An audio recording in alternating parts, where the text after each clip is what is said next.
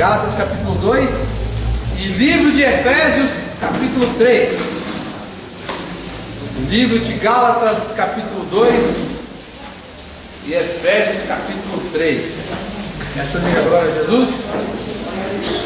Quem não achou, diga Jesus, tem misericórdia de mim.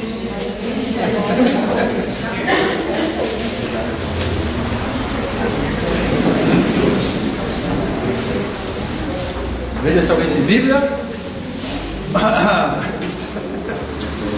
Veja se alguém sem Bíblia.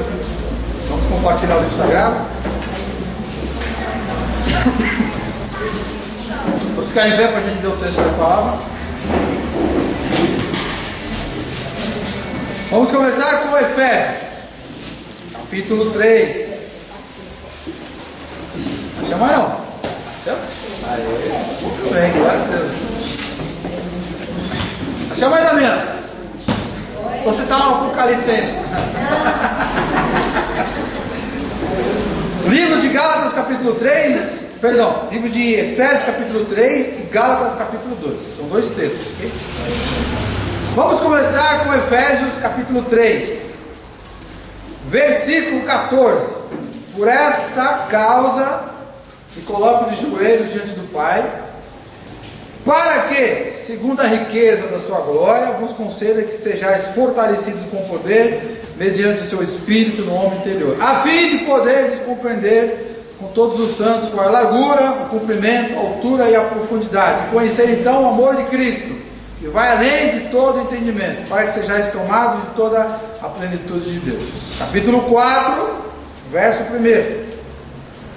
Rogo-vos, pois eu, prisioneiro do Senhor, que andeis de modo digno da vocação a que fostes chamados, com toda a humildade e mansidão, com longanimidade, suportando-vos uns aos outros em temor, verso 3, e esforçando-vos diligentemente para preservar a unidade do Espírito no vínculo da paz.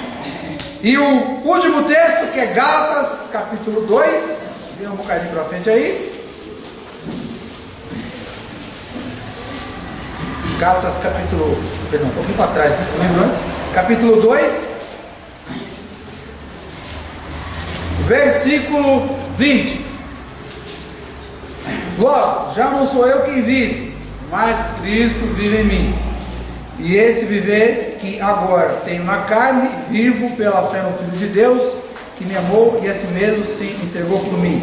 Ou como diz outra tradução, já estou crucificado com Cristo, e vivo não mais eu, mas Cristo vive em mim.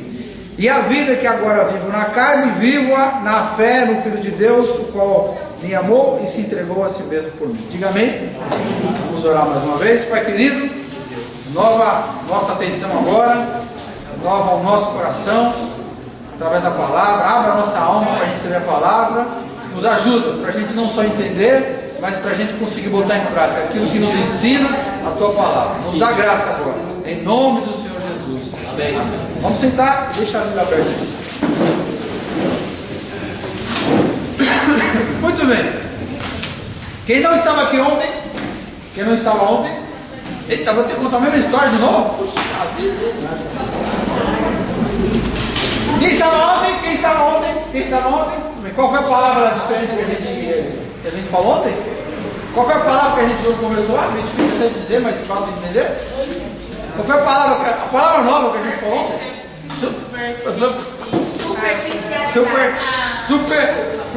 Como é que é mesmo aí? Não sai? Superficialidade. É isso aí.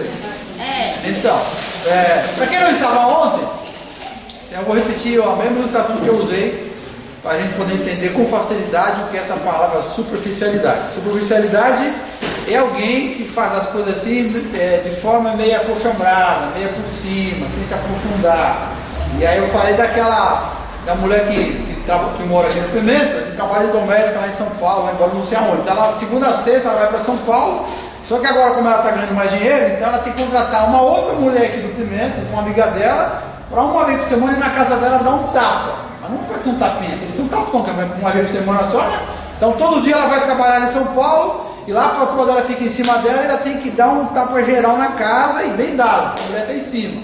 Mas a amiga dela que ela contratou para cuidar da casa dela aqui uma vez por semana, vai lá e dá um tapa mesmo, bem por cima, bem avacalhada. Passa um paninho aqui e nada de faxina pesada, nada de puxar os móveis para tirar aquele pó que está atrás, nada de tirar as cortinas. Quer dizer, ela faz o serviço assim, meio por cima, só para inglês ver, só para pimentense ver, para baianês ver, só para a gente ver, né? Usando uma palavra, ela está cometendo um pecado, que é o pecado da super... Isso, muito bem. Aí já entendeu. Só que não veio onde entendeu ou não? Então, o que é superficialidade? É fazer as coisas por cima para os outros verem. E aí eu peguei essa palavra para falar de um outro assunto, que é a superficialidade espiritual. Ou seja, é o grande mal da nossa geração. Não só nós aqui da nossa igreja, mas a igreja toda do Brasil de forma inteira. Eu acho que até do mundo de forma inteira. Eu acho que é a geração, é o tempo. No mundo inteiro, a maior parte absoluta dos cristãos estão dominados por esse negócio chamado de superficialidade espiritual. Em outras palavras, fazendo o contrário, a Bíblia diz que eu deveria ser uma pessoa, ao invés de superficial, eu deveria ser profundo nas coisas espirituais, bem profundo. Eu deveria ter uma comunhão com Deus, uma vida íntima com Deus, um comportamento cristão, uma postura cristã, um conhecimento das coisas espirituais, um discernimento espiritual, não de quem está começando agora, não de quem está fazendo o possível de qualquer jeito, mas de quem faz a coisa direito e faz há muito tempo. Não é igual a mulher que eu contratei para trabalhar aqui no primeiro de semana, mas sim igual aquela que trabalha lá no centro de Guarulhos, que sabe que a toda hora a patroa está olhando ela. Quer dizer, no mundo espiritual a gente deveria fazer as coisas com profundidade e não com superficialidade. Só que a gente faz com superficialidade. Então, aí eu perguntei assim, 0 a 10, que nota você dá para você mesmo? Alguém deu nota 2, alguém deu nota 1,5, deu 2,5, deu 2,5, né? E aí então, entrando nos relacionamentos, vamos voltar aí Efésios capítulo 3 lá, não sabe ainda não, né? No capítulo 4 de Efésios, o apóstolo Paulo dá uma ordem, diz que todo cristão, ele precisa andar de uma maneira digna da vocação dele. Minha vocação é para ser santo. Então diz lá no capítulo 4, verso 1, vocês têm que andar da maneira que o cristão tem que andar. O cristão não pode ser superficial, fazer de qualquer jeito. Ele tem que ter profundidade das coisas espirituais. E aí no verso 2 ele diz então dos relacionamentos, olha, você precisa ser profundo na sua espiritualidade para que você possa lidar com as pessoas ao seu redor de forma adequada. E ele cita lá no verso 2, humildade, mansidão, com paciência alongada, suportando uns aos outros, e o mais importante, fazendo o possível para a gente não ver em briga, para a gente preservar ali a unidade do vínculo da paz, quer dizer, manter a paz o tempo todo. Só que antes dele falar isso, ele entende que o pessoal tinha esse problema da superficialidade. Então no capítulo 13 é que ele faz aquela oração bonita, dizendo, olha, então eu ponho de joelho e oro para que Deus dê a vocês a condição de vocês conhecerem o amor de Cristo em toda a sua plenitude. E qual é o tamanho desse amor? A profundidade, a dimensão, a extensão. Então ele ora para que aquelas pessoas se aprofundassem, porque se elas não se aprofundassem na relação com Deus, elas não conseguiriam de maneira alguma então ter bons relacionamentos com as pessoas. Aliás, não conseguiriam gerenciar, cuidar direito dos relacionamentos com as pessoas, porque a gente tem relacionamento e vira e mexe a gente se estranha. Então, vou fazer uma pergunta para começar. A última vez que você brigou com alguém, vamos lembrar aí. A última vez que você teve um arranca-rabo com alguém, um atrito. Você lembra quem foi? Claro, né? Lembra, né? A última vez, lembra? Lembra ou lembra? Lembra. A última vez que você teve uma briga, um atrito, um arranca-rabo com alguém, quem foi o culpado? Quem foi o culpado? Os dois? Ou só ele? Ou só eu? Vai também, vai. Marido, mulher, filho, pai, amigo de trabalho, sei lá. Você teve sogra, sogro, cunhado, né? Colega de escola, colega de trabalho. A última vez que você teve atrito com alguém, quem foi culpado?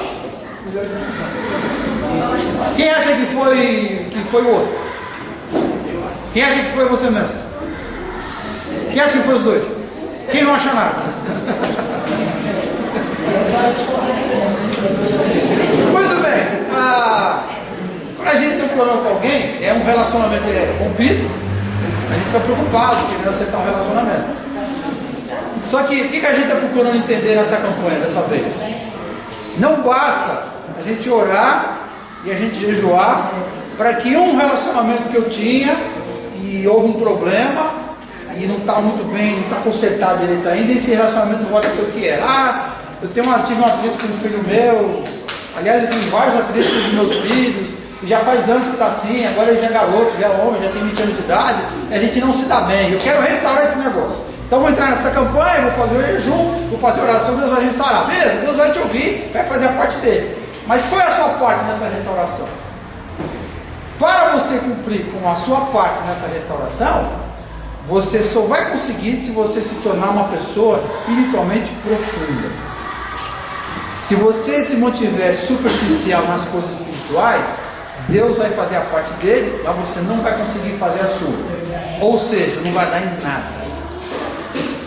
Porque Deus não faz aquilo que a gente tem que fazer. Assim como eu não posso fazer aquilo que só Deus pode fazer.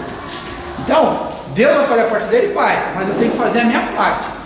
Agora, se eu não for profundo, se eu não tiver profundidade espiritual, como diz aqui o apóstolo Paulo, se eu não entender a largura, a altura, a profundidade, a dimensão do amor de Cristo, se eu não tiver profundidade nesse amor com Cristo, nessa vida com Cristo, eu não vou conseguir refletir essa espiritualidade nos relacionamentos. Não tem jeito, eu vou continuar brigando. Eu posso até lá pedir perdão se eu for culpado, né? Pedir perdão, mas depois vai ter outra vez de novo, não vou conseguir lidar com aquilo. O relacionamento não vai ser restaurado. Por quê? Porque eu não tenho capacidade para isso. E aí ontem, o que eu fiz ontem? Aí eu te falei o seguinte, eu vou dizer para você o que você tem que fazer para que você possa criar então essa profundidade. Qual foi o princípio que a gente estudou aqui ontem? Qual é o mandamento, qual é o ensino que você precisa praticar para poder ter essa profundidade? Qual que é? Quem se lembra? Palavra. Muito bem, dona Nathalie. Ter conhecimento na palavra. E aí eu peguei como exemplo, claro que estou falando de relacionamento, eu citei lá 5, 6, 7, 8 coisas que tem a ver, que a Bíblia fala sobre relacionamentos. Aí peguei só uma, que é a questão do perdão, por exemplo. A gente deu uma trabalhada bem por cima, só para você ter uma ideia. Aí você viu como a gente não conhece, imagina as outras doutrinas.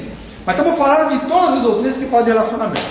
E hoje, o que eu vou te ensinar hoje? Eu vou falar para você um outro princípio, um outro exercício espiritual que você pode fazer, deve fazer.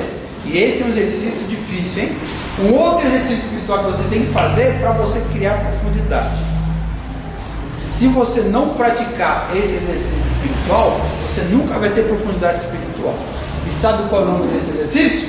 Se chama sacrifício. A Bíblia diz no texto que a gente leu que eu já estou crucificado com Cristo, e vivo não mais eu, mas Cristo vive em mim. Então, o primeiro exercício é eu me aprofundar na palavra. O que a palavra diz sobre, por exemplo, meus relacionamentos, como é que tem que ser. E o que eu estou te ensinando hoje, Gálatas capítulo 2, verso 20, vou falar sobre sacrifício. Já estou crucificado com Cristo, vivo não mais eu, mas Cristo vive em mim. E a vida que agora estou vivendo aqui nesse corpo, nessa carne, eu vivo na fé no Filho de Deus que me amou e se entregou a si mesmo por mim. Então, vamos bem devagarzinho para você entender aqui, ó. Para eu gerenciar bem os meus relacionamentos, manter bem os relacionamentos que estão bem e melhorar os que estão ruins e restaurar os que eu perdi, eu preciso ter profundidade. E para eu ter profundidade, tenho que conhecer a palavra, e além de conhecer a palavra em profundidade, eu preciso agora praticar outro exercício, que é o tal do sacrifício. Então, o que é, quando a Bíblia diz que o cristão tem que crucificar a carne? O que é crucificar a minha carne? O que é estar crucificado com Cristo? Ele diz assim, ó, eu já estou crucificado. O cristão maduro, o cristão profundo, ele vive como se já estivesse pendurado lá na cruz, quase para ser morto. Cuidado agora, hein? É uma simbologia isso. O que significa na prática eu viver como se eu tivesse a alguns minutos de morrer? Se você estivesse agora pendurado numa cruz com uns pregos ali, alguém dissesse, ó, você tem mais ou menos umas 2 horas de vida. Você não pode nem sair daí para fazer nada. Você vai morrer daqui a 2 horas. Como é que é a vida de uma pessoa que está pendurada? É claro que é simbólico. Vamos devagarzinho aqui, ó. Vou dizer o que não é eu crucificar minha vida em Cristo Jesus. Por exemplo, alguém pode dizer assim, você tem que pegar esse seu jeitão de ser você tem que mudar o seu jeitão de ser. Está errado. Isso não é crucificar a você mesmo na cruz, não é isso. Então, Deus fez cada um de nós com um temperamento, com uma personalidade. Então, por exemplo, dependendo da circunstância, eu posso reagir de uma maneira e você reagir de outra. E nem por isso os dois estão pecando, porque nós somos pessoas diferentes. Dependendo da circunstância, eu posso fazer um trabalho de uma maneira e você de outra. Por exemplo, se alguém falar assim para mim e para você, eu quero que vocês dois limpem aqui o templo, vocês tirem as cadeiras e limpem. Pode ser que o Jair comece a empurrar as cadeiras tudo para lá e depois ele limpe. E pode ser que eu faça o contrário, eu tire uma cadeira uma por uma e vai limpando. Qual dos dois está certo? Os dois, porque cada um tem o seu jeitão. E se depois o patrão chegar aqui e falar, vocês são incompetentes, vocês dois, não limparam o chão direito, pode ser que eu reaja explosivo, que era bater no patrão, pode ser que eu já vá para chorar. Qual dos dois estão certo ou errado? Não, dos dois. É a nossa maneira de porque a gente é gente diferente, somos diferentes. Então, você sacrificar a sua vida em Cristo, não é você sacrificar o seu perfil, a sua personalidade, o seu temperamento, não é isso. Outra coisa, alguém pode dizer assim, você está crucificado em Cristo, significa que você vai matar todos os seus desejos e você vai ignorar todas as suas necessidades. Certo ou errado? Certo ou errado? Errado. Você falou desejos? Foi sua necessidade? É desejo. Você matar os seus desejos, as suas necessidades, é ser crucificado com Cristo? Não, pelo contrário. Aliás, eu tenho direito como ser humano de ter meus desejos e minhas necessidades. O que vai transformar meu desejo em necessidade de pecado é como eu vou suprir esse desejo e essa necessidade que é outra história. Mas como ser humano, eu tenho desejo. Meu filho pequeno de 2 anos, agora Deus de quem não tomar uma madeira inteira. Está enjoando lá do negócio que bota lá, o mucilon. Comprou outro negócio agora. Que moleque enjoado. Esse moleque tem que crucificar a carne dele lá na cruz. Tem que ir para a cruz esse moleque, tem que se converter. Negócio, toda criança passando fome por aí, esse moleque não querendo um mucilon, ué. Eu gosto dele, mudou o paladar dele, paciência, ele tem o direito de ser dessa maneira. Outra coisa, as pessoas têm estrutura de pensamento diferente. Por exemplo, gente que tem ascendência oriental, japonês, coreano, etc., eles raciocinam de uma maneira diferente da nossa. Por que o brasileiro gosta de novela? Porque novela tem começo, tem meio, e às vezes tem um péssimo fim, mas tem fim, né?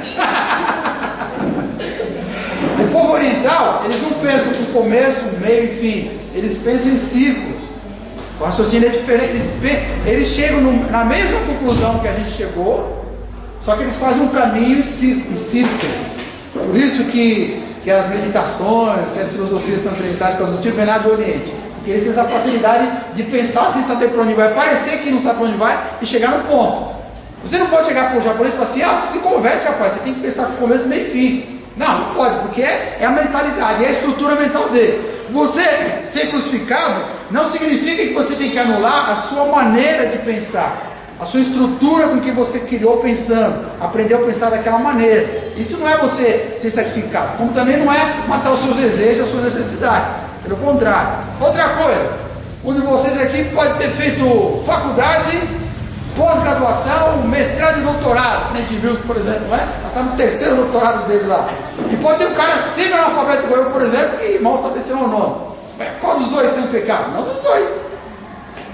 Será que é uma pessoa que é muito culta para poder entrar no reino de Deus? Ele precisa esvaziar do seu conhecimento? Claro que não. Porque ele teve uma formação diferente da minha. E eu também não preciso chegar no patamar dele para poder entrar no reino de Deus. Eu tenho a formação minha particular. Eu estudei numa escola, ele estudou em outra, a gente aprendeu de forma diferente. E para aprender, eu conheci, por exemplo, uma época na minha vida, tinha lá minha mãe, meu pai, os 6, 7 enteados, que o filho da minha mãe e meu pai era só eu, mais uns primos, mais não sei quem, mais não sei quem, mais não sei quem, num quarto e um banheiro. Imagina que beleza que era, né? De repente você cresceu numa casa que tinha o seu pai, a sua mãe, você e seu irmão, um quarto para cada um e um banheiro para cada um.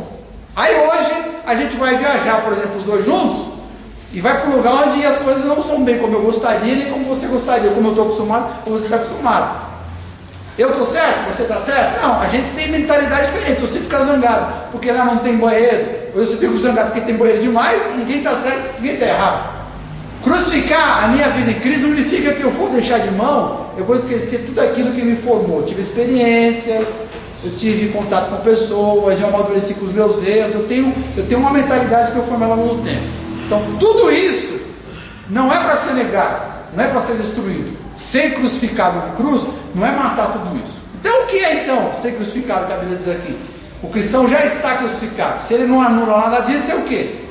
É ele pegar tudo isso e ele lidar com essas coisas, com os desejos, os sentimentos, a maneira como que ele pensa, o que ele tem na cabeça, ele pegar tudo isso e trabalhar com isso tudo de uma maneira, cuidado aí, hein? Como Cristo fez com a própria vida dele. Opa! Como é que Cristo fez com a vida dele? Ele tinha vontade, sim ou não? Se for possível, passa de mim. Ele tinha vontade, não queria morrer. Chegou para a mulher aqui lá no poço, me dá um pouco de água, estava com sede, não estava?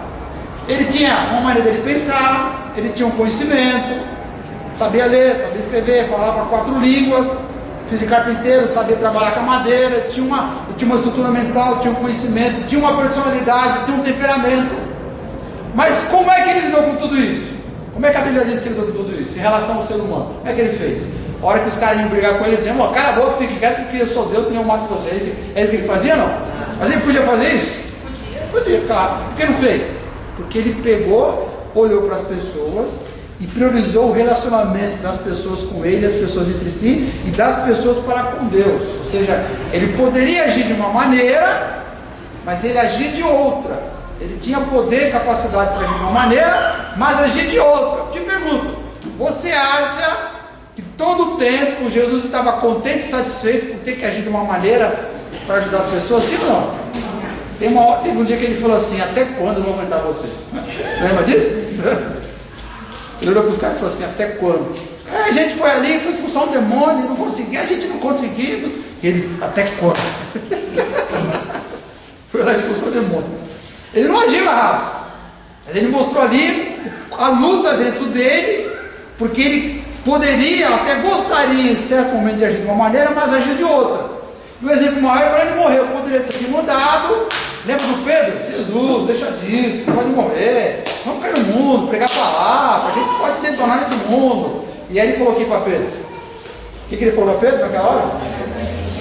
Sai de reto, Satanás. Naquela hora, Pedro estava sendo um instrumento direto ou indireto para o diabo, para atrapalhar o chamado de Jesus. Se a Jesus queria morrer, lógico que não, por isso que ele fala: se for possível, faça de mim o caso, eu não quero morrer. Claro que ele não queria, mas ele optou de, ao invés de fazer a vontade dele, ao invés de alimentar a vontade dele, o pensamento dele, o desejo dele, a vida dele, ele resolveu obedecer a Deus por causa das pessoas.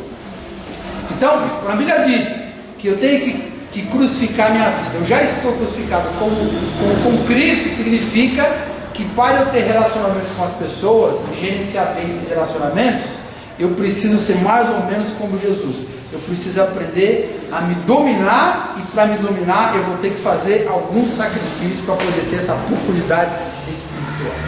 Cuidado aí. Livro de Mateus, capítulo 7, verso 12. Vou ler para você que a gente está atrasado.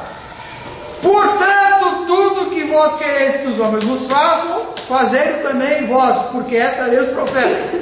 Traduzindo, Jesus fala assim: tudo que vocês querem que as pessoas façam por vocês, vocês devem fazer por elas, certo? Quando eu estou me relacionando com as pessoas, e eu penso assim: eu estou crucificado com Cristo e eu sou um cristão profundo, então nesse relacionamento com as pessoas, eu vou fazer o possível para, em algum momento, sacrificar minha própria vontade. Isso significa o quê? Que eu vou tirar os meus olhos do meu próprio umbigo quando eu estiver me relacionando com as pessoas, mesmo que eu não queira, vai doer. É como se eu tivesse que ser pendurado na cruz, e eu vou começar a olhar ali para as outras pessoas. Por exemplo, eu sei que eu tenho o meu jeitão de fazer as coisas, que eu tenho o meu jeitão de ser, eu gosto de chegar em casa e ficar calado, em silêncio, depois que eu tomei café, depois que eu almocei, que eu jantei, aí que eu quero falar com alguém. Eu sei que eu sou dessa maneira, beleza. Mas se eu chegar em casa e, por exemplo, tiver uma mulher, ou então minha mulher ou um dos filhos, querendo falar comigo porque ele ou ela são totalmente diferentes, quando vê o pai e a mãe não gosta de ficar em silêncio, gosta de falar, como é que eu vou lidar com isso? Eu vou falar: cala a boca, porque eu sou assim, eu gosto de ficar em silêncio e ninguém fala nada. É assim que eu vou dizer? Não. Aí eu vou ter atrito com eles. Pronto, já começou a bagaceira daí. Se eu estou focado só em mim, se eu não sacrifico a mim mesmo, eu só vou olhar para o meu perfil, para a minha necessidade. Eu sou desse jeito, não gosto de falar com ninguém quando eu chego em casa. Mas se eu for um cristão profundo, eu vou começar a crucificar minha vida em Cristo. Eu vou começar a tirar os olhos de mim mesmo e vou botar no outro. Vou pensar assim, puxa vida, da mesma maneira que eu tenho o meu jeitão de ser, o outro também tem. Então vamos tentar entrar no acordo, vamos dividir um pouco aí, ó. Quem sabe um dia eu converso quando chego, outro dia eu fico calado, ou a gente conversa meia hora calado, sei lá. Vamos entrar no acordo. Se o outro pensa da mesma maneira, a escolha se acerta do mesmo jeito. Por exemplo, o marido quando chega em casa, ele acha que sua mulher tem direito de trabalhar em casa, né? O marido trabalha em casa ou não quando chega em casa? O marido trabalha quando chega em casa ou não? Ah, não? Eu faço. Trabalha? O marido fala assim, mas eu trabalho fora, não sei o que lá. E a mulher, eu não trabalho dentro? Às vezes até mais. O moleque chega em casa, tô cansado, peguei o ônibus, fui para a escola e não sei o que, ué. E o pai não trabalhou o dia inteiro, a mãe não trabalhou o dia inteiro, uns em casa, outros fora, mas foram cansados, cansou do mesmo jeito. Quer dizer, o outro também tem necessidade, o outro tem desejo. Eu tô louco para chegar em casa e assistir um filme. Se tiver alguém vendo uma novela lá, você vai fazer? Não, muda de canal porque eu quero ver o filme. Como assim você quer ver o filme? Pronto, você acabou o relacionamento. Você faz uma vez ou outra assim, a pessoa até torna. Mas se você tiver um relacionamento marcado uma postura assim, significa o quê? Que os seus olhos só estão voltados para você mesmo, para a tua necessidade. Se eu estou crucificado com Cristo, quer dizer, se eu me dou pelas pessoas e abro até mão do meu exercício, dos meus direitos como Cristo fez, eu começo a olhar um pouco para os outros. Puxa vida, se um dia desse eu pude com calma chegar aqui e ver o que eu queria ver na televisão com hora de folga, então por que hoje eu não posso de repente ver o que a pessoa está vendo também? Olha como já mudou ali o relacionamento. Nós os homens temos a mania de falar o seguinte: mulher não pensa. Não é isso? Ou pelo menos a gente pensa e não diz isso. Mulher não pensa, que idiotice, que coisa. Ou assim, e as mulheres às vezes tem maneira de falar assim: homem, enquanto de insensível, como pode? Cuidado aí, não é assim? O homem fala que as mulheres não pensam e as mulheres chegam os caras de insensível. Quem está certo aí? Quem está errado? Está todo mundo errado. Todo mundo errado. Por quê? Há mulheres que são tão racionais ou racionais do que a maioria dos homens. E há homens que são tão sensíveis ou mais do que a maioria das mulheres. Mas no geral, a estrutura da mulher é mais emotiva, do homem é mais racional. Beleza? Certo? No geral. Pode haver exceções. Mas não importa se você é mais emotivo ou mais racional. Não importa. Não importa se você é aquela pessoa que quando vai fazer o serviço fica olhando os detalhes, ou aquela pessoa que não vai fazer o serviço fica olhando o todo. Tem gente que vai comprar uma calça, olha lá os rebites, as costuras, o tamanho da bainha, da barra, a marca, o número. E tem gente que olha de olho e fala assim: tá legal. Quem está certo, quem está errado? Ninguém. Está errado quem não entende que o outro pode pensar diferente. Ou quem só olha para si mesmo e fala: não, tem que ser do meu jeito, porque o meu jeito é o certo, é o melhor. Ué, quem disse? Se eu estou olhando para os outros também, eu não vou olhar só para mim. Se eu não sacrifico a mim mesmo, eu vou olhar só para mim. Mas se eu estiver pendurado na cruz, eu vou poder pensar: bom, não sou só eu, afinal quem está pendurado não tem direito a nada, né? Vamos supor que eu não tiver direito a nada, já que eu estou pendurado mesmo, vou morrer mesmo. Vamos olhar um pouco para o outro. Aí a coisa começa a mudar ali um pouquinho. Se você tem um tipo de hábito e a pessoa tem um hábito diferente, um gosta de comer de manhã, outro não come. Você vai chegar: come lá, senão eu vou meter a mão na sua cara. Já falou isso com algum filho seu alguma vez? Não? Pois é, pecou. Por quê? Você está desconsiderando. Se não fosse motivo de doença, sinceramente, essa que você quer comer doença, né? Mas vamos supor que seu filho ou sua filha é aquele tipo de gente que realmente não come de manhã. E você ali quer obrigar a pessoa a comer de manhã. Você acha que você está construindo um relacionamento assim? Aí o seu filho ou sua filha cresce achando que você é uma pessoa tão dura, tão ditadora, que impõe até o jeito e a hora que a pessoa vai comer. Eu não estou com fome. A Solina toma café até hoje. Café preto ela não toma, né, até hoje. Ela tem um trauma de infância, porque a tia dela que cuidava dela obrigava ela a tomar café, porque o café é puro com pão quando era criança. E ela pegou um trauma. Eu estou pegando o exemplo do café, mas multiplica isso por todos os relacionamentos, todas as interações, todos os hábitos. Você convive com alguém em casa, ou no trabalho, ou na escola, o tempo todo, muitos dias da semana, muitos dias por ano, e o tempo todo aquela pessoa ali te respeitando a tua maneira de ser, a tua maneira de pensar, a tua maneira de falar, a tua cultura, a tua formação, te ignora, se desfaz de você, ou não está nem com você, ou te chuta. Como é que você vai lidar com essa pessoa? Vou lidar mal, vou ficar com receio, com rancor, vou ficar triste, me sentir mal. E se for o contrário, eu estiver fazendo isso com ela, como é que reverte isso? Só tem um jeito: se eu estiver crucificado com Cristo. Vou falar uma coisa para vocês bem importante, ó. Até na hora de você escolher um lugar para congregar, você tem que pensar nisso. Por exemplo, se você tem filhos, tem marido, tem esposa, aí você fala assim: Deus me mostrou que é para a gente ficar naquela igreja ali, ó. Bom, não mostrou para você, mas já mostrou para eles? O marido, para a esposa, para os filhos? Cuidado, hein?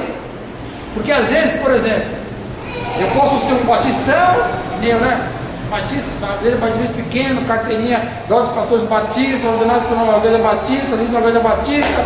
Aí um dia eu vou sair daqui, eu vou para uma igreja ali que é toda batistona, toda quadradona, toda não sei o que lá, porque é assim que eu gosto, porque é assim que tem que ser. E de repente a minha mulher é mostra sapatinho de fogo. Os meus filhos gostam de baladinha gospel, não gostam de vinagre, essas coisas. Como é que vai ser o convívio na outra igreja quando a gente vai? Um batista, outro gosta de sapatinho de fogo. Como é que fica? Se você impõe a sua vontade, se você não respeita, os relacionamentos serão destruídos. Você vai às vezes num asilo, por exemplo, tem um monte de velhinho abandonado, né? A gente fica morrendo de dó, que dó. Como é que pode um filho, um neto abandonar o velhinho desse jeito? Mas você não sabe o que aconteceu décadas atrás. Como é que aquele sujeito cuidou dos filhos? Você é que cuidou. Às vezes cuidou e até fez o mal, não respeitando o direito, o pensamento daquela pessoa. Gálatas capítulo 5, verso 24, diz assim, ó: e os que são de Cristo crucificaram a sua carne com suas paixões e concupiscências. Se eu tenho meus desejos e eu me crucifiquei, eu não vou destruir meus desejos, mas pelo menos eles vão entrar num certo equilíbrio. Sabe que o tempo todo a minha necessidade e o meu desejo fica fazendo pressão em cima de mim, dizendo: vai agora, supra a sua necessidade. Quando? Agora. De que jeito? Do jeito que você quiser. Vai quanto você puder. O tempo todo fica na minha cabeça: ó, você merece, você tem que ter, você tem que fazer, é tudo para você, tem que ser agora, tem que ser muito. O tempo todo. Minhas necessidades e meu desejo ficam o tempo todo na minha cabeça. Mas eu não estou sozinho no mundo, não vivo sozinho. Eu quero comer uma pizza, vou comer agora, mas quem vai comer comigo? Quem vai pagar para mim? Depende de uma série de coisas. Por exemplo, ir na casa da mãe uma vez por semana é necessidade ou desejo? E visitar a mãe uma vez por semana é necessidade ou desejo? Só os meninos respondem: é necessidade ou desejo? Ué, cadê o gato do meu amigo? Só as meninas respondem. E ir na casa da mãe pelo menos uma vez por semana, necessidade ou desejo? Obrigação, necessidade. Aí a mulher diz assim, ó, o marido: eu tenho uma necessidade de ir na casa da minha mãe, e tem que ser agora. E o marido: mas eu estou acabando de consertar o cano que quebrou aqui. Larga o que você está fazendo e me leva lá. Mas não dá para você andando, é lá no outro, aqui pertinho, 2 quarteirões. Eu não posso andar, você sabe que a minha janete torre, lá que você está fazendo. Porque eu tenho necessidade, tem que ser agora. Aí ele fala assim: tá bom, eu vou parar aqui, mas é o seguinte, você vai ficar quanto tempo lá? Eu tenho que esperar? Não, você tem que me esperar para trazer de boa. Eu tenho que terminar esse serviço, você vai ficar com eu vou lá e não me enche o saco, você me leva e me espera. Tem algum problema aí? Não. Parece que alguma coisa, o tempo, a forma, a maneira, alguma coisa ali não está batendo. Jogar bola de vez em quando com os amigos é necessidade ou desejo?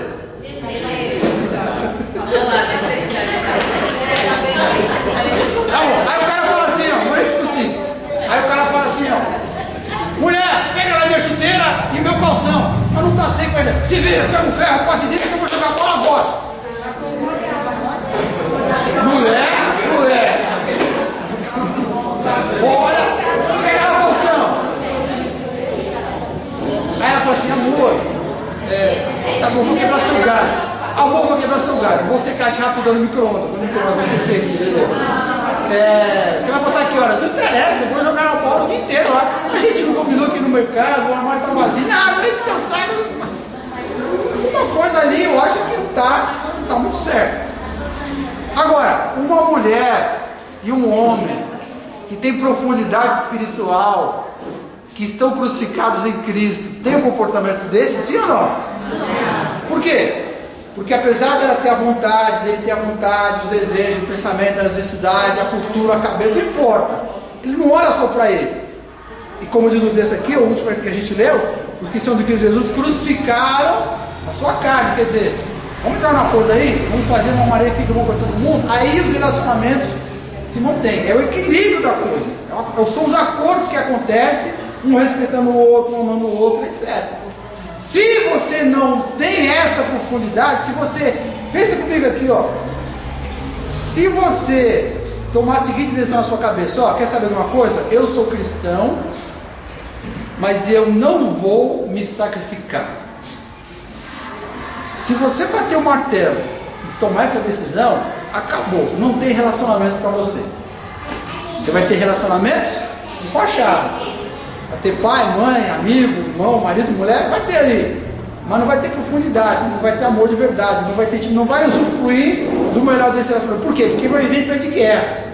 Se é que vai conseguir viver. Se você quer ter bons relacionamentos, tem que orar, tem que jejuar para que Deus faça a parte dele, abençoe aquele relacionamento, mudando os corações, a mentalidade. Mas você tem que estar aberto para Deus começar a mudar em você mesmo. Quando a gente for comprar esse carro, que a Deus liberou o para comprar o carro, eu pensei assim, bom, que carro que a gente vai comprar? Aí tem que ser um carro grande. Por quê? Porque tinha 300 pessoas em casa, mais uns 2 altos na época que estava lá na garagem. Tem um monte de gente em casa. Mas se eu fosse solteiro, tivesse filho, eu comprar aquele tipo de carro? Um carro mais potente, um carro menor, 2 portas. E você comprou um trambolho, um carro grande, velho, só porque o carro era grande. Por que você não tem que olhar só para mim, ué? É a família inteira. Mas se eu tivesse tomado uma decisão de fazer a coisa pensando só em mim, como é que ficaria ali o relacionamento? Você vai viajar, aí você não leva em consideração, gosta, olha, a pessoa diz assim, eu morro de medo de viajar de avião, eu passo mal, dá um suador, não sei o que lá. Não, deixa de ser besta, vamos de avião, toma eu engordo, não sei o que. Você está levando em consideração a necessidade daquela pessoa ou você está sendo egoísta? Você crucificou a sua carne ou a carne está falando mais alto? Quando você está convertido em profundidade, vive o cristianismo em profundidade, você tem até mais facilidade até de entender melhor algumas respostas negativas de Deus. Sabe por quê?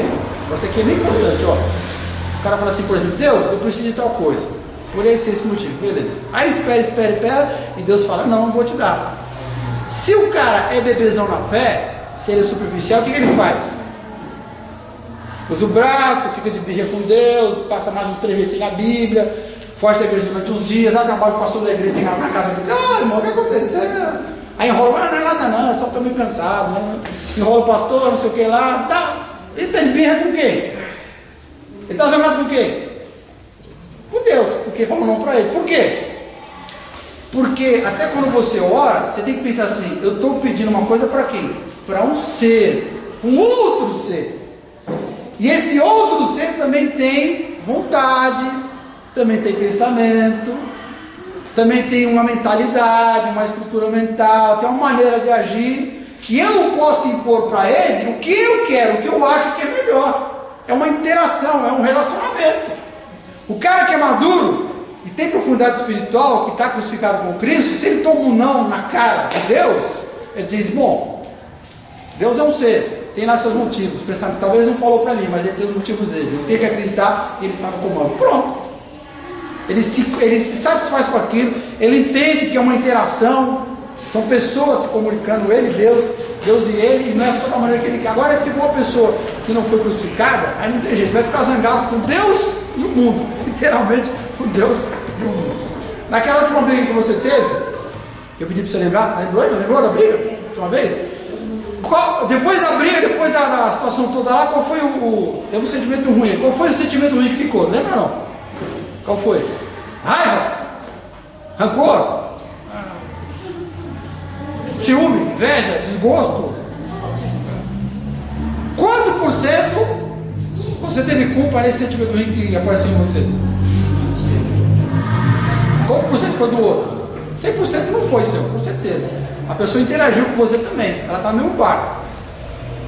Mas você não pode fazer igual Adão e Eva, tentar passar com você para outro, né?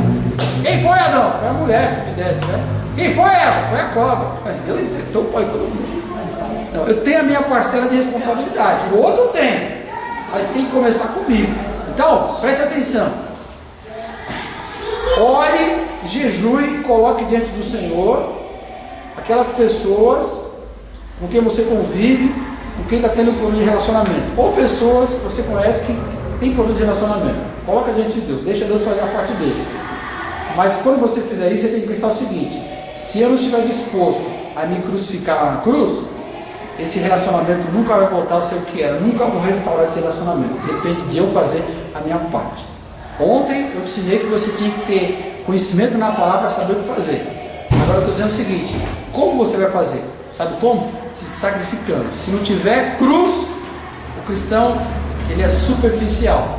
E com superficialidade você não consegue gerenciar nenhum tipo de relacionamento. Diga bem.